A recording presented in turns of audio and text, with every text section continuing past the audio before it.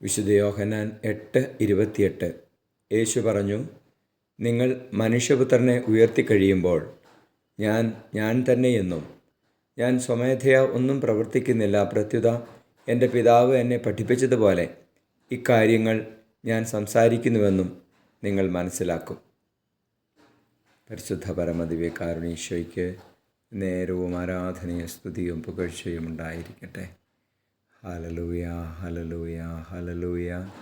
ഈശോയെ, മനുഷ്യപുത്രനെ ഉയർത്തിക്കഴിയുമ്പോൾ ഞങ്ങളുടെ ഉള്ളിലേക്ക് വിശ്വാസം വർദ്ധിപ്പിക്കുമെന്നുള്ള വാഗ്ദാനം ഈ പെസഹ കാലത്ത് ഞങ്ങളിൽ നിറവേറ്റണമേ എന്ന് പ്രാർത്ഥിക്കുകയാണ്.